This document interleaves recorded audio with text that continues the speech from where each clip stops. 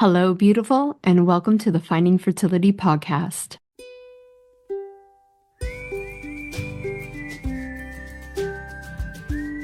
I'm Monica, your mentor in uncovering the hidden layers of your fertility journey. Together, we'll discover the right path for you within the 6 essential steps to creating the family of your dreams. We'll ditch the overwhelm, tune into your intuition, and build a vibrant foundation for your fertility. Whether it's through gut health, subconscious healing, or energetic alignment, you can unlock your body's natural power to get and stay pregnant. Your fertility journey is all about radical responsibility and deeply believing that your body is on your side. It's time to stay consistent, embrace trust, surrender, and create the transformation you deserve. Finding Fertility does not diagnose, prescribe, or treat any fertility issues. What we do is empower you to take control of your health by uncovering the root causes holding you back. Let's do this together. Happy Friday, y'all. Welcome back to another episode of Finding Fertility. I'm your host, Monica Cox, and I'm completely honored you are here with me, becoming the conscious mama you were born to be. Today, we have the second half of Melisha's interview. I hope you're enjoying it. I really enjoyed connecting with this beautiful woman. It's really funny, like we're kind of really different. We have different views on life, and obviously not so different views on life. And I just love bringing people on who are a wealth of knowledge that just come from a different kind of background and landed in a similar space in a different way and can share their knowledge. So without further ado, let's get to today's episode. Here's the right path. Like, just pretend. I know 100% that's the diet for you. That's the mindset work. That's that. Where people struggle, and I would like your opinion on this too, is the mundaneness of motherhood. When you are type A, overachiever, go, go, go, that was the hugest slap in the face for me. Like, I have 20 years early education. I was supposed to be Mary Poppins. I was supposed to be the Pinterest mom. And I struggled, especially after my second was born. So my two are about 2 years apart. So when you have two, it's definitely a different game as well. I struggled. I struggled to be present. I struggled to be the mom that I wanted to be because my whole nervous system was like, nope, too boring, too slow, too mundane. You know, if I have to clean that damn high chair one more time, I'm gonna, Yeah. So what was your kind of awakening with that? Yeah, I can relate to that. I don't like to do repetitive things very much. Even with my menu plan, like I really struggle. I'm like, I cannot eat the same thing. Like I need some variety in my life. And becoming a mom was a big identity crisis for me of, what do I really value? And that's really what it comes back to for me is you have to sit down with yourself and really think about what's valuable to you. What do you really value? Like, do you really value the Pinterest things? Right? Or do you really value this connection with your child? That's for me what has kept me motivated and sane, I think, to go back to that. And I think that's really a quality of somebody who is quote unquote healthy, right? Is somebody who can really keep their values in place as far as like thinking about what you want most, not just what you want in that moment, but what you want most, right? So I would love to do X, Y, and Z, but like when I really think about it, what I want most is, W, whatever. Yeah. Right. So to give an example, sometimes I can get really obsessive about the health stuff in my life. And I think, well, I have to pack my kids these perfect lunches. My boys are going to football and they need so much protein and they, then they're going out and being lifeguards. And so I need to, make sure that they're hydrating. And, I get really obsessive about all these little details of life. And I forget the connection part of a healthy relationship with my kids. And so what I really want most is to not like nag them all the time about health. Like we do talk about it a lot because I love it. And it's kind of a joke between us, okay, mom, Yeah. Yeah. I got it. But what I really want most is that connection. And so if I lose sight of that, then I can kind of get obsessive and even like idolize health and get really perfectionistic and nitpicky about it. Mm-hmm. So I have to keep in mind what I really want most. I think that's probably the biggest lesson I've learned. Yeah. And it's so true because obviously I was into the health and wellness before I had kids, but relaxing a little bit too about reminding yourself like, okay, if your kid has a Gatorade once a week from the snack bag from their sports event, like just let them have it. Let them be a part of that. Right. You're like it's not about judging, but I am going to be a little bit like you're doing better than most. Like Right. like you're conscious, you're doing the best you can. But if you have that mom guilt, if you have that perfectionism and you're running those patterns, then you're going to not have that connection because your kid's actually going to probably resent you and just be like, well, you've put health above us. And, it was all about that. And you just wouldn't let us have fun. And they don't learn the lessons. Right. Mm-hmm. When they start being old enough to go to parties by themselves, like, I'm like, okay, you know what's good and you know what's bad. You know what a good amount is and you know what a bad amount is. And I think my eldest was probably like 7 or 8, and he went to a birthday party with marshmallows, hot chocolate, and pizza. And he overdid it. And he came home and he's like, I feel like crap because I ate too much marshmallows. So I was like, I'm Yep. glad you can articulate that at 7 years old. So That's next amazing. time, maybe just have one marshmallow instead of 10, Oh like, yeah.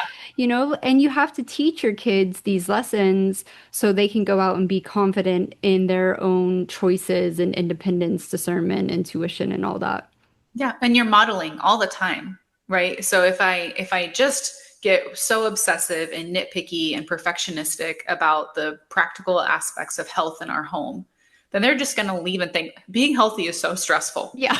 Like, I do not want to do that. Like, Yeah. forget that. Yeah. Right. So you have to keep like a really holistic view of health in mind, right? Hmm. It's not all about doing everything perfectly with your diet and everything. It's also about like keeping the overwhelm down Hmm. for you as a mom, right? And Hmm. making sure your stress and your nervous system are healthy, right? So, yeah. Exactly. And I think sometimes you don't know these things. Like I didn't know how bad my nervous system was regulated to the school run instead of until I started doing the school run with 2 kids. And then because I had the consciousness, I was like, this is not normal. I should not feel like the house is on fire getting a kindergarten and a second grader to school, which I live like across the street from, which we're now homeschooling. So that I'm is not going to lie. That might be one of the top reasons I homeschool is because I right. just can't handle the idea of going back and forth to the school like multiple times a day. I just Yeah, but if I didn't do it, I would have never known because I was the kid who had to be woken up at 6 a.m. so to go to daycare so my parents could work and then I would be after school till 5:30 at night. So I never my whole life until I was old enough to stay home alone, that's what my nervous system got imprinted. And even right. though I was kind of this, stay home working mom, we lived like I could throw a stone at the school, it was still insane.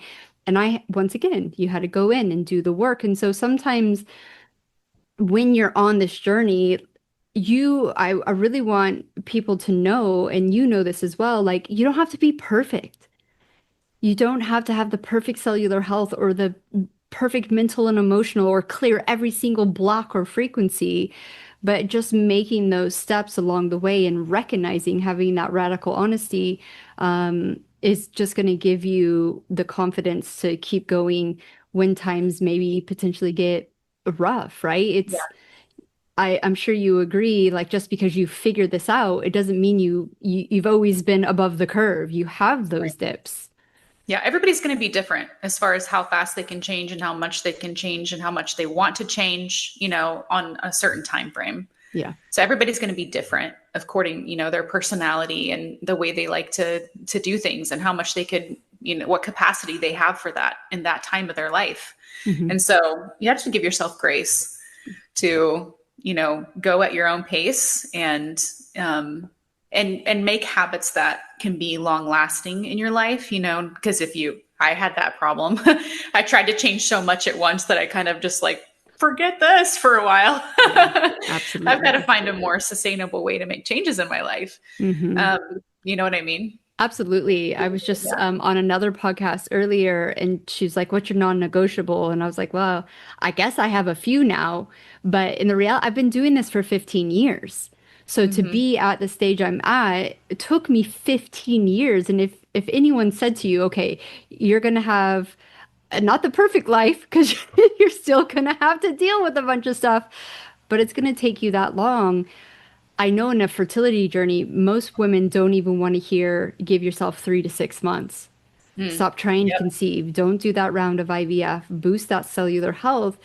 And the reality is, if some of the things that I could have done before, like some of the little nuggets of knowledge about the surrender and practicing being still and the type A-ness, Hmm. all of the other knowledge and the things that I had to do probably would have come a lot quicker.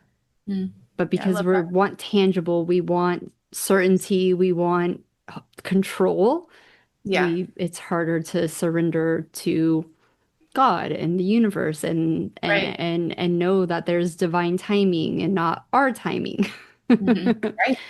I think one of the most powerful characteristics you can have if you really want to change some things in your life, if you really want to progress in your health in every way, is humility and the ability to admit like I don't know it all, or maybe I was wrong about that in the past, and to just be a lifelong learner. Hmm.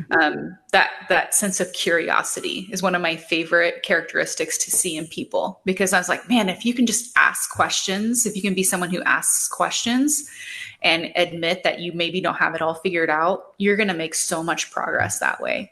Yeah. And you don't have to, you can do it at your own pace, but if you are on a health journey and wanting to grow, you're going to come across so many things that you kind of need to change in your life. And that's that you have to admit like, oh, I was actually doing that wrong, or that actually wasn't good for me, Hmm. right? And I need to change.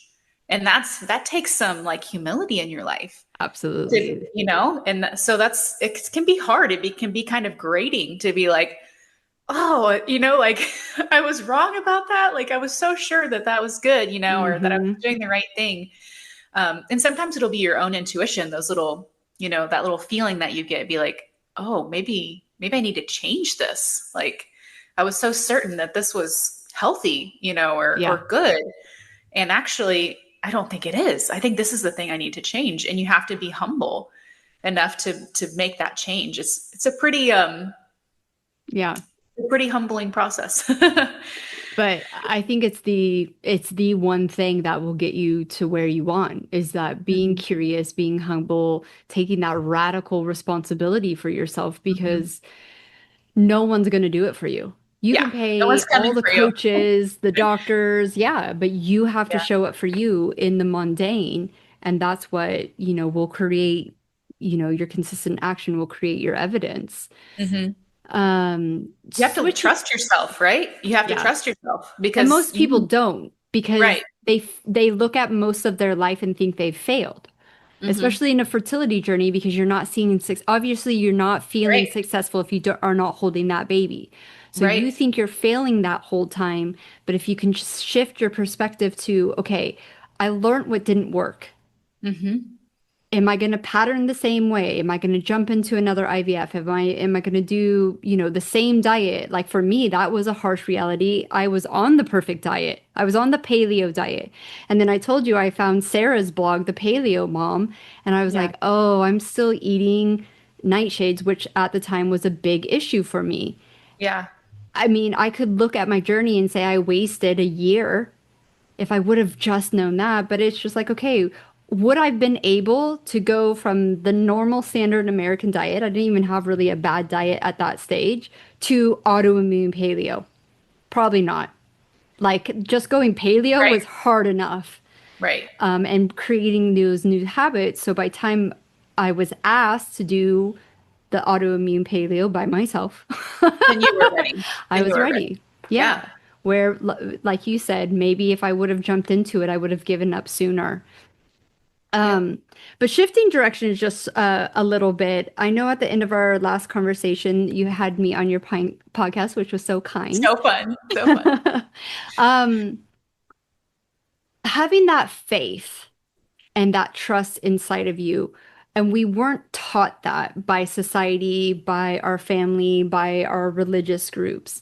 Mhm. And I have a lot of women who are still religious and now using these new tools, which you are 100% right, your intuition and your discernment is a God-given, I wouldn't even say it's given, it is God, right? Like that Yeah. is your connection to source. Right. I don't know because I'm not in the church. I kind of feel like the church is switching their message a little bit about getting into the emotions and the subconscious and the more of there's less of a divide, I want to say, Mm. between it. But there's still this kind of like is it witchcraft? Is it, like I have Right. my best friend, she's still very religious and she has someone in her community who is a Reiki master. And so she's like, oh, I'm going to talk to her and see her opinion on what the difference is between the Reiki and the religion and all that. Yeah. So I know that you have your own path, and I would just love to get your opinion on combining and moving Yeah. through what you have moved through, still being, I think like a follower of Christ. Yeah. Yeah. I would say I'm a Christian, and like faith has been a huge part of my health journey. It's part of my value that we talked about toward the beginning. It's kind of what I come back to. I feel like my health and my body and my family are all gifts from God that I really want to steward well. And that's a huge motivator for me. I feel like I just have these gifts, right, that I've been given, and I want to take good care of them, in appreciation for the gifts that they are. Yeah. And so, and through that, like knowing that I could go on a long time about this, but I feel like there's all kinds of different extremes in the church as far as all different kinds of traditions, and so there's going to be tons of variety in for people who are religious.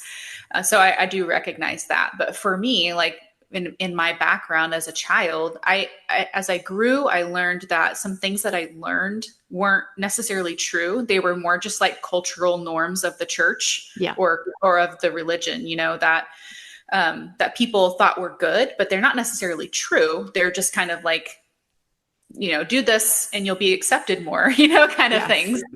And so that sense of legalism, I guess. And so as I got older, I really just started to ask myself, well, is this really true? For me being having scripture as a guide and being a follower of Christ, like, is this really true? Or is this just like more of a cultural Christian norm? Right. And then also, honestly, being a homeschool mom, like I feel like I've given myself a whole new education as we've studied chemistry and the natural world and biology and anatomy and all of those things.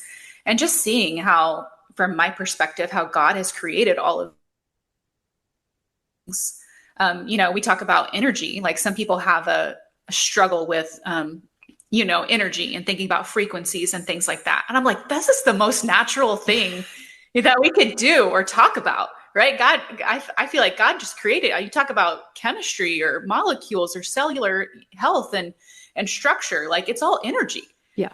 Like, and so why would this not be a tool that we could use, even being a person of faith to live more healthy? I mean, to me, that would be something that God would,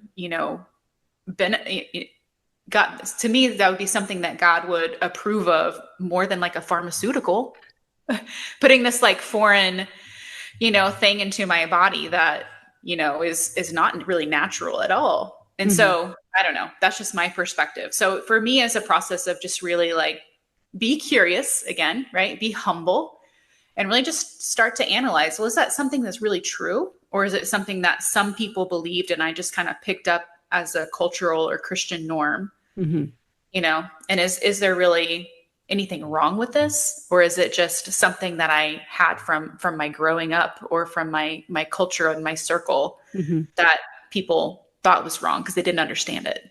Yeah, yeah, yeah. I totally agree, and I think that was a big thing for me is unpacking the subconscious beliefs, and I mean, I even Yes, that's had a good way to to, say it. yeah, I had to work through a lot of shame because I grew up Catholic, and Catholics really like to put that shame and blame and guilt, right, Mhm. in their package, and like love the Catholics, still my mom's still Catholic, right? Right. So I'm not like dissing anything, but it was just interesting to kind of go, okay, I have to unpack this in a neutral way. Not because I see a lot of like spiritual people, and there's all levels of crazy on the spiritual, right? Like, Right. so Yes. It's there's such a huge no, spectrum of, yeah. but they're so angry at the Hmm. church. And it's interesting because I'm like, yeah, but here you are preaching love and light. You can't be that way towards anything. You're always trying to get back to neutral. You just don't participate in it or you don't believe in it, but you can't be like the church is the ultimate evil because that's really not true at all in that sense. Right. But just being that, going back, like you say, the discernment, the intuition. Is Hmm. this true for me? Is Right. this right for me? Don't follow the gurus. Don't follow necessarily the experts. Even when I work with someone, I always say, if I say something to you, either a suggestion or something, and it doesn't feel right, let's work together and find what feels right because Yeah. you ultimately know what's best for you Yeah. and you're still practicing that tool that just Hmm. got quieted down for whatever reason. And I don't even think you have to be religious for this not to be a thing in your life. Um, and as you build that muscle, right, Yep. then you get stronger and stronger, and you're not going to need someone to predict the future for you or tell you what to do. You're just going to show up because you know what naturally feels right for you. Yeah. And, as a person of faith, like prayer is a big part of my life. Asking God for wisdom, asking Him to bring the right people into my life that can help my family, help us to find the right um, people that have wisdom that could help our family, and vice versa, bring people that we could help and share our wisdom with. And so, I still very much like, talk to God about all of these things that are going on in our lives. And that just comes back to this whole integrated journey that we're on. It's not just the physical outward things, Hmm. it's the spiritual, emotional, mental, and physical things that are all part of your health journey. And so if you feel those kinds of questions coming up in your own life, with your own religious background or whatever, just stop and sit with that. Don't just brush over it or ignore it. Really stop and sit with that and try to work through that, because I can see that being a big source of tension and stress in your own life, even if it's subconscious, right? Your Yeah. nervous system is still really fighting through that. So Hmm. so don't ignore it. Just embrace the tension a little bit and kind of work through it. Yeah, absolutely. Because yeah, you're 100% right. If you just try to ignore it, right? And it goes to that like human innateness that we want to be a part of the group. And when we start thinking differently to what everyone around us, our community, you're gonna be exiled, right? And really, I was having this conversation with a client because she was just like, I really struggle to have conversations with people now. I was Mm, like, are you the only one changing? She's like, yeah. I was like, yeah, because you're just on a different wavelength now. right. You really are, you're the one who's changed. Hmm. And it may seem that they're, exiling you, but you're kind of doing it to yourself for your highest purpose. And, you will find that group who will, um, and it's not about like just hanging out with people who agree with you. Like that Right. is not Right. the point. But at the same time, people that vibe that you can have like a two-way conversation. That's why I love podcasting. And like when I meet someone, I always get like, well, what are we going to talk about? I don't have a fertility struggle. I'm like, that's no. Do you know how rare it is to have good, genuine conversations? Like I do some podcasts that are not good, Yeah. like it's not. So finding those people you vibe with, you just know Yeah. they don't have to have the same belief systems or the same, I don't know, um, uh, Right. politics or any of that. If you Right. can have a genuine conversation that you're both just moving the conversation forward and you're growing, Right. like That's that humility. that's, Yeah. yeah, all that Yeah. matters. Yeah. Yeah. And I mean, being on a healing journey can definitely be isolating and it can definitely feel lonely sometimes because you had your people and now you're growing in different ways, and they can't really understand that. Hmm. And it can definitely feel isolating, but that won't last forever. Like if No. you keep growing, right, and you're putting yourself out there to meet people that are like-minded and stuff, like you'll find your people again. Like Yeah. just know if you're in that isolated stage, like that won't last forever. Yeah, exactly. I know that we can continue talking and talking and talking, but we're going to end it here. Just let our listeners know where they can find you and connect with you. Yeah, my website is thedailywellnesscommunity.com. And so I have my blog and my podcast link there. And then the Daily Wellness Podcast is also on YouTube and Spotify and my website and Apple.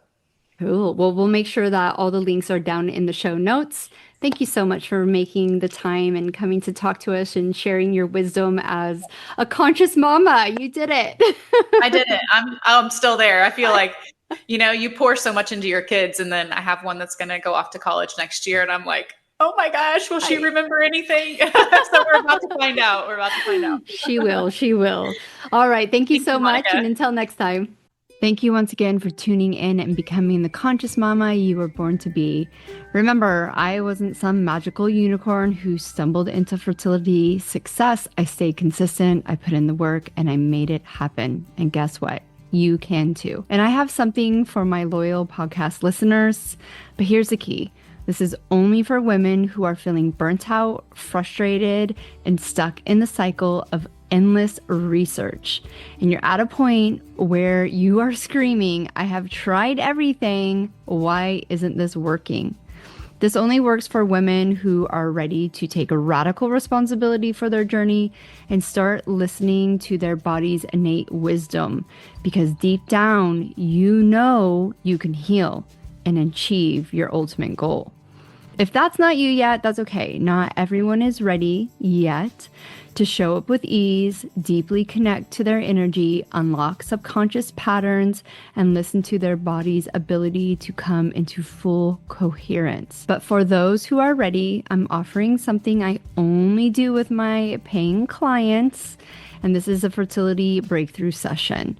This is the first thing I do, even before I start really deeply working with someone in a coaching package. It's a deep dive session where we look at exactly where you are right now, what's keeping you stuck, and the easy shifts that can change everything. But fair warning, these sessions are very limited and go fast. So if you're interested in checking out my superpower for uncovering exactly what's been overlooked, jump into one of these free calls. They're deep, they're intuitive, and they're game-changing. The only way you can access this is if you actually personally message me. You can do it on your favorite platform, IG, TikTok, or at my personal email, monica@findingfertility.co. Not .com, because they wanted $3,000 for the M with just one word. And that word is dreams, obviously, DREAMS. And I'll make sure you get that link right away. Remember, this transformation happens when you stay committed to yourself. Trust your body, follow your intuition, make it possible. The links that you need are down below. And if you are still here and you absolutely love this podcast, please take some time and leave me a review and help other women like you find this podcast to get the support they need. Help a sister out. Leave a review today.